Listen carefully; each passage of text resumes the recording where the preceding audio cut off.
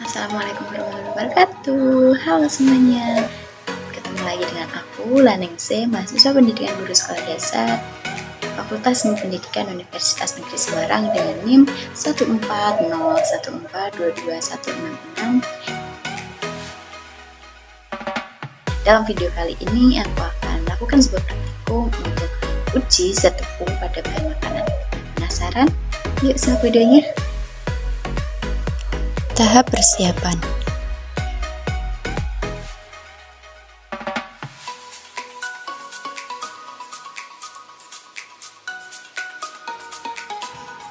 Tujuan dari praktikum yaitu untuk mengetahui kandungan zat tepung pada bahan makanan dan untuk mengidentifikasi bahan makanan yang mengandung zat tepung. Dasar teori, bahan makanan dapat berasal dari hewani maupun nabati dan memiliki zat gizi yang berbeda-beda. Kandungan atau karbohidrat atau sakarida adalah golongan besar senyawa organik yang tersusun dari unsur karbon, hidrogen, dan oksigen. Ada 3 golongan karbohidrat, yaitu yang pertama golongan monosakarida, yaitu golongan yang terdiri dari satu satuan gula.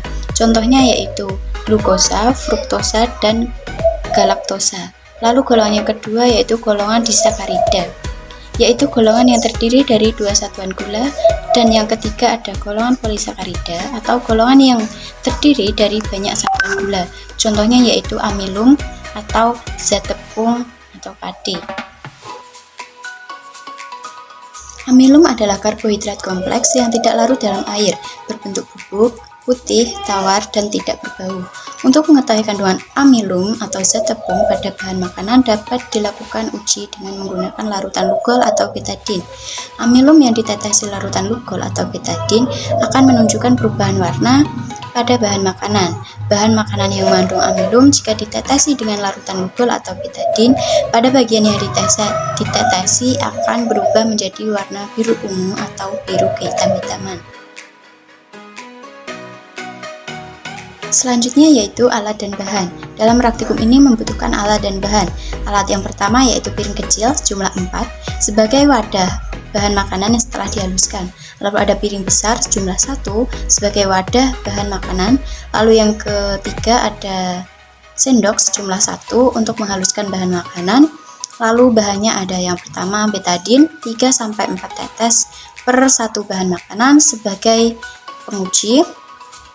Lalu ada tahu sejumlah 1 sebagai bahan yang diuji, lalu ada nasi putih jumlahnya secukupnya sebagai bahan yang diuji, lalu biskuit sebanyak 1 sebagai bahan yang diuji. Selanjutnya yaitu tahap pelaksanaan. Langkah yang pertama, siapkan alat dan bahan yang dibutuhkan.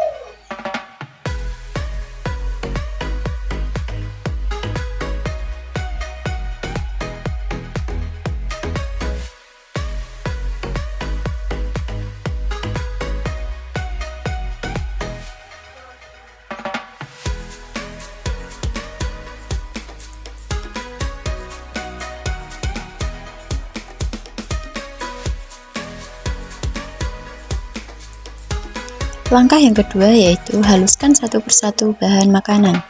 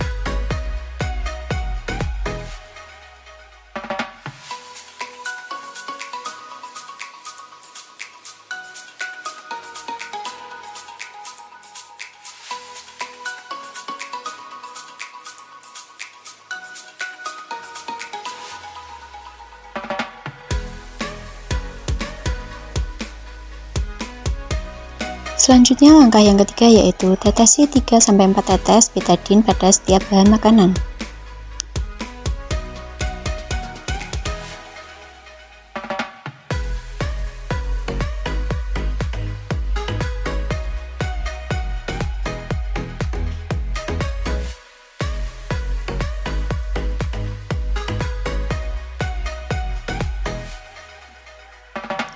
Langkah yang keempat, diamkan bahan makanan selama beberapa menit.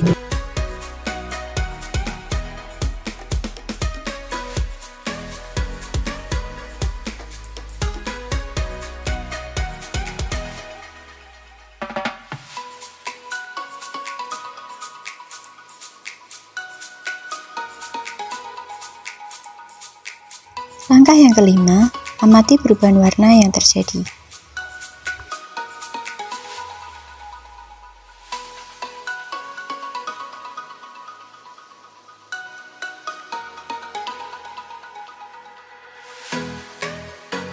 Selanjutnya yaitu tahap tindak lanjut. Tahap tindak lanjut dilakukan pendataan terkait hasil pengamatan.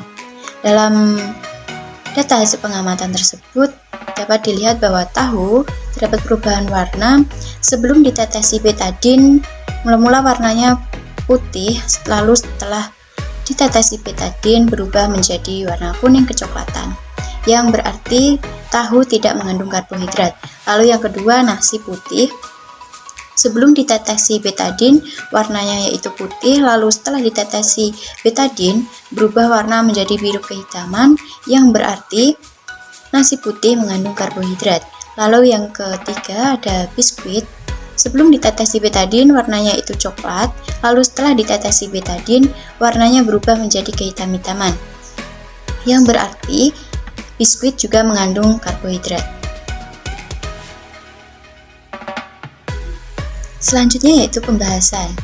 Bahan makanan yang ditetesi betadine mengalami perubahan warna pada bagian yang ditetesi. Dari perubahan warna itulah kita dapat mengetahui kandungan zat dalam bahan makanan tersebut. Bahan makanan yang mengandung zat tepung atau amilum akan berubah warna menjadi biru kehitaman. Pada tahu, setelah ditetesi betadine, terjadi perubahan warna dari putih menjadi kuning kecoklatan. Hal tersebut menunjukkan bahwa tahu tidak mengandung zat tepung, sedangkan pada nasi putih dan biskuit, setelah ditetesi dengan betadine, keduanya mengalami perubahan warna menjadi kehitaman. Hal ini membuktikan bahwa nasi putih dan biskuit mengandung zat tepung atau amilum. Selanjutnya yaitu kesimpulan dari praktikum ini. Dari praktikum mandiri ini dibuktikan bahwa tahu tidak mengandung zat tepung berdasarkan perubahan warnanya yaitu kuning kecoklatan, sedangkan nasi putih dan biskuit mengandung zat tepung atau amilum berdasarkan perubahan warnanya menjadi biru kehitaman. Berikut terdapat dokumentasi bahan makanan sebelum diuji dan sesudah diuji. Terima kasih sudah menonton. Wassalamualaikum warahmatullahi wabarakatuh.